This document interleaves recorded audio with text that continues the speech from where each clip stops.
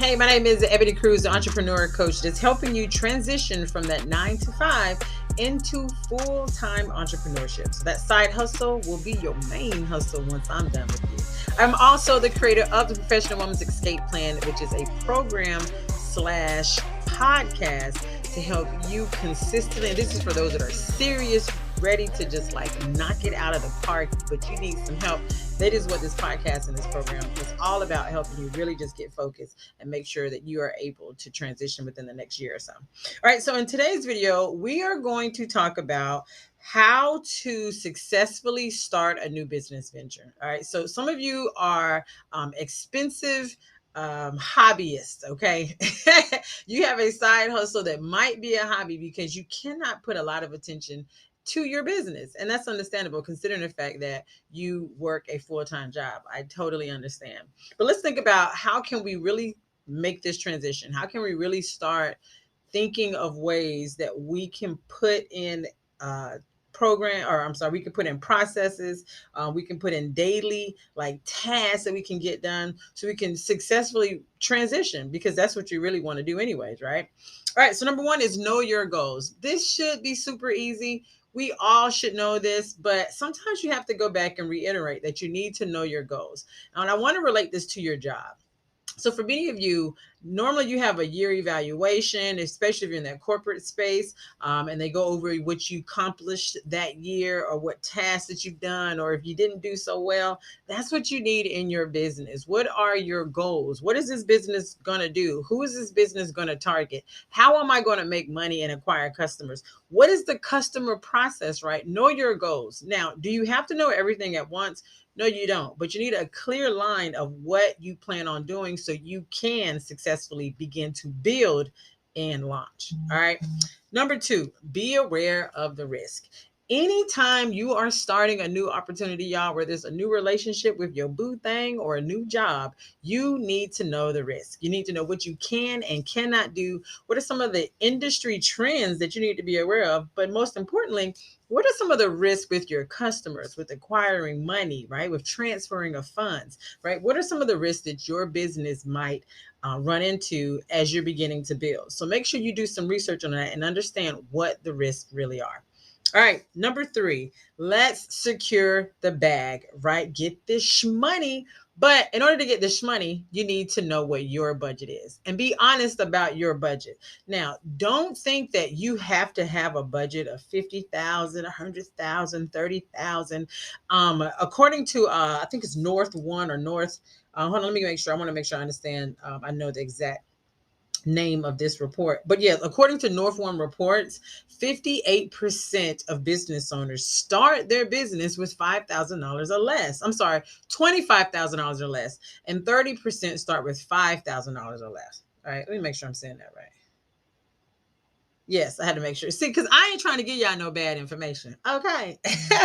But 30% of business owners, they start off with $5,000 or less because, I mean, how are you going to get this capital, work this job, pay my bills, build this business, outsource? How are you going to do it, right? So you got to understand your budget. And when you start to understand your budget, inside of the Professional Woman's Escape Plan program, we talk about areas that you can outsource, right? So you can keep getting stuff done. So that techie stuff doesn't hold you back. That tax stuff doesn't hold you back. We go over that stuff. And that's what you need to understand when you're creating your budget. So you really know how much money you need to make in order to successfully call this thing we called a hobby and turn it into a full business.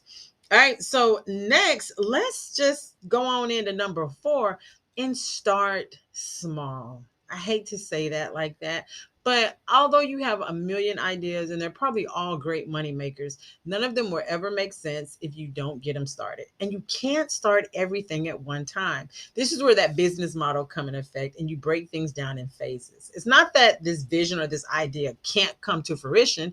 It's just that you need to take some time to really plan out the process. Start small and then plan your way on growing. The main thing you need to focus on when transitioning is start focusing on that small part of your business that's really going to fund your business and also pay you and any additional expenses you have once you take the leap. All right. So number 5, learn consistently. Learn, learn, learn, learn, Learn. You need to continue to learn. Now, on your job, in your business, when you first started your job, you had your 2 weeks like training, and you had your orientation, and you did all your fun paperwork, and you learned this new job, and you were excited. Same things goes for your business. You need to continue to learn how to continue to develop your business. So throughout the year, whether you're in corporate America or whether you're working in retail, there's always opportunity for you to learn your craft. That's what you got to do in your business. Learn areas or systems that can better enhance your business. Learn different marketing programs, different branding techniques. Learn what are some of the best bookkeeping or some of the best ways to acquire cash and exchange cash with your clients. Learn what's best for your business, but stay on top of that stuff, because just because you put it in day one and it's a perfect fit, it might not move with the times. For example, many of you who were brick and mortar businesses prior to the pandemic quickly had to adjust to being online. So that's why I want to make sure that you all continue to learn, learn, learn. You'll thank me later.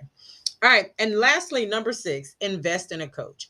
I say invest in a coach because this is something you haven't done yet. So you need to find someone who has been down this road and can teach you a thing or two. Sometimes those mentors, those friends, those people that seem very nice and willing to help you may not give you the time that you deserve to help you really get your business going.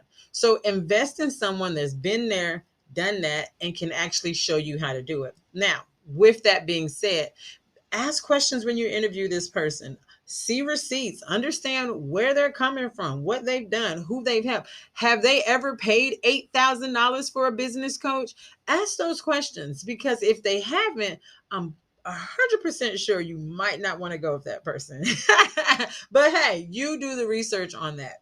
And as a bonus, one thing about entrepreneurship is that when starting your business, when deciding to take a leap, it takes courage. And although we're in this great resignation era right now, it takes courage to walk away from something that does not suit you. But it also takes perseverance to continue building that business, even on days that it doesn't seem like it's about to grow how you thought it was or you envisioned it was.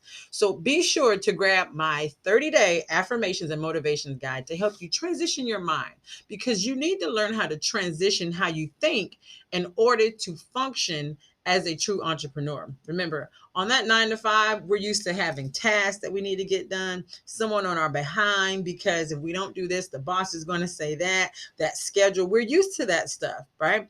So when you decide to transition, you got to get your mind transitioned that you are that boss.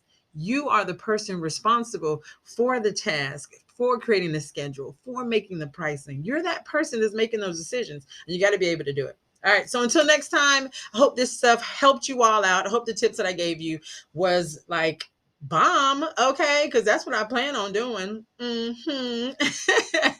in the meantime, be sure to grab your free motivation and affirmations book. It's 30 days to help you get your mind right. And until then, I'll see you next video.